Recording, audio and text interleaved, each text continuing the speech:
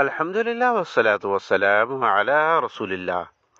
नबी सल्लल्लाहु अलैहि वसल्लम जी विलादत बा सआदत किन तारीख़ जो थी।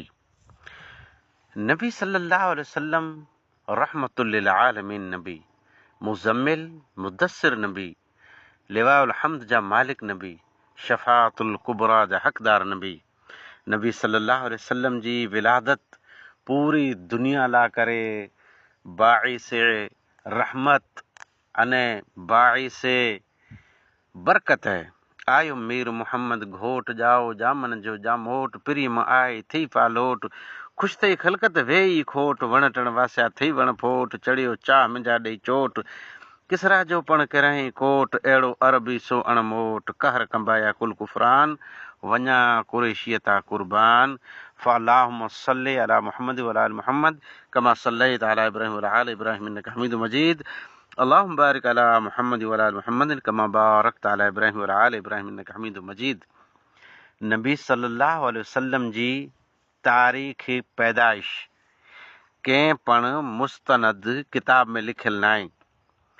बर्थ सटी एज न, पण मुहद्दिसीन, मुहक्किकीन, मुफ़स्सिरीन, तारीख़दान जे नज़दीक इन जे बारे में पूरो इख़्तिलाफ़ आहे। लिहाज़ा मुख़्तलिफ़ तारीख़ूं ॾसे में आवियूं आहिनि। 12 रबीउल अव्वल तंहिंजे बारे में फिक्स न आहे, नबी सल्लल्लाहु अलैहि वसल्लम जी 12 रबीउल अव्वल हुए, जॾहिं त 9 रबीउल अव्वल जे बारे में वधारे तारीख़ में हवाला मिलनि था। शेखुल इस्लाम अल्लामा इब्न तैमिया रहमतुल्लाहि अलैहि फरमाइनि था, नबी सल्लल्लाहु अलैहि वसल्लम जी विलादत 9 रबीउल अव्वल जो आहे, तो मतिलबु 12 जो न आहे। अल्लामा इब्न क़य्यिम रहमतुल्लाहि अलैहि फरमाइनि था, नबी सल्लल्लाहु अलैहि वसल्लम जी विलादत बा सआदत 9 रबीउल अव्वल जो आहे, जे 9 जो आहे त 12 जो न आहे।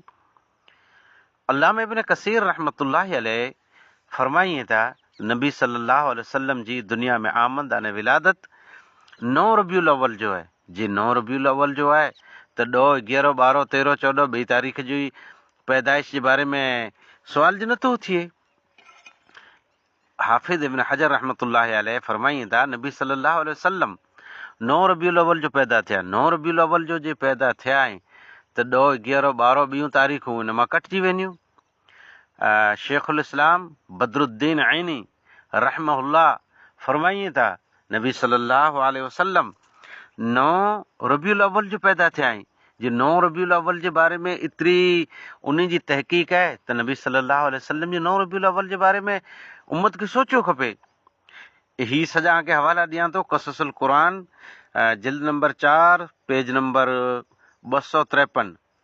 अल्लामा सैयद सुलेमान नदवी रहमहुल्लाह फरमाइनि था, रहमतुल लिल आलमीन जे अंदरि नबी सल्लल्लाहु अलैहि वसल्लम जी विलादत यानी पैदाइश जी तारीख़ 9 रबीउल अव्वल आहे। उन तहक़ीक़ कयो तंहिं पुठियां चवनि था त इन जो मतिलबु 12 रबीउल अव्वल न आहे, जॾहिं त इन ॻाल्हि में कोई शक न आहे।